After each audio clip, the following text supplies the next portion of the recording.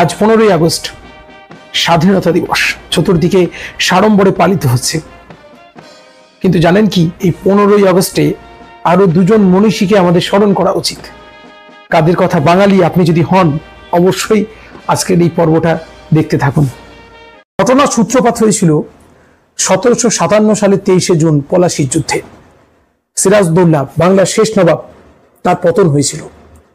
পরবর্তীকালে আমরা দেখতে পাচ্ছি ইংরেজদের অত্যাচার আমাদের ভারতীয়দের উপর ধীরে ধীরে নেমে আসে এবং এরপর প্রতিবাদ আসে, সাঁওতাল বিদ্রোহ, মহাবিদ্রোহ, এগুলো একটা একটা করে ঘটে। বিনয় বাদল দীনেশ, মাস্টারদা সূর্য সেন, প্রীতিলতা ওয়াদ্দেদার, ফাঁসির মঞ্চে শহীদ ক্ষতিরাম, এরকম করে শত শহীদের রক্তে ভেসে যায় এবং অবশেষে সেই ব্রিটিশ অপশাসন থেকে আমরা মুক্ত হতে শিখি 1947 সালের 15ই আগস্ট। অবশেষে আমরা পেলাম আমাদের আকাঙ্ক্ষিত সেই স্বাধীনতা। আজকে সেই স্বাধীনতা দিবসে আপনাদের সকলকে অভিনন্দন, শুভেচ্ছা।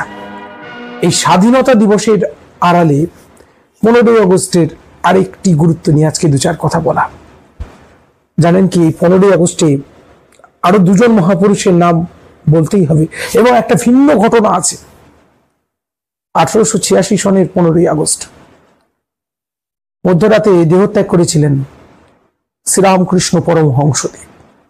যত আমরা এগিয়ে চলছি, সমান তালে প্রাসঙ্গিক হচ্ছেন ঠাকুর শ্রীরামকৃষ্ণদেব। জাতপাত, মানুষে মানুষে ভেদাভেদ, রক্তারক্তি, হানাহানি যেখানে, সেখানেই তার বাণী আজও আমাদের অনুপ্রেরণা দেয়। যত মত তত পথ। জ্বলছে, আজকে সারা বিশ্ব জ্বলছে।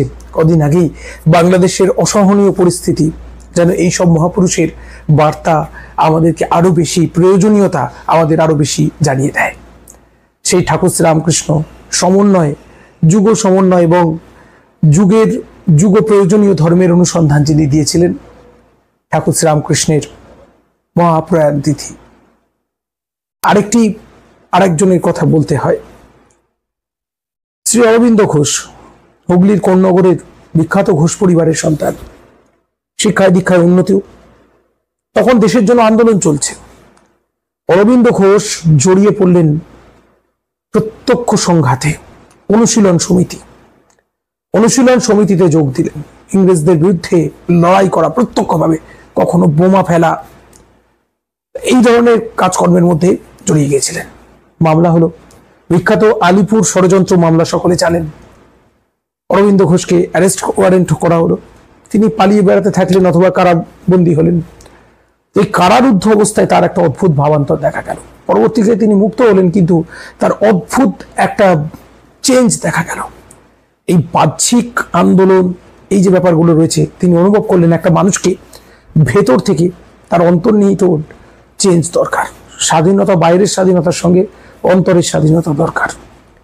তিনি এক অন্য পথে, এক আধ্যাত্মিক জীবনের পথেই গেলেন। তার রূপ পরিবর্তিত হয়ে গেল এবং অবশেষে দেখা যায় যে ওই বিপ্লবী থাকাকালীন তিনি ছদ্মবেশ ধারণ করেছিলেন সাধু সন্তের। পরবর্তীকালে তিনি একজন প্রকৃত সন্ত হয়ে গেলেন। কারা থেকে বেরোনোর পর তিনি পন্ডিচেরি চলে গেলেন, আশ্রম প্রতিষ্ঠা হলো। মানুষকে আধ্যাত্মিক উন্নতির পথ দেখাচ্ছেন। তার জন্মদিন, ঋষি অরবিন্দ ঘোষের জন্মদিন, তার নামের আগে ঋষি শব্দটা বসলো। ঋষি শ্রী অরবিন্দের জন্মদিন হচ্ছে 15ই আগস্ট। তাই আসুন আজকের এই 15ই আগস্টে দুজন মহাপুরুষকে আমরা শ্রদ্ধা সম্মান করি।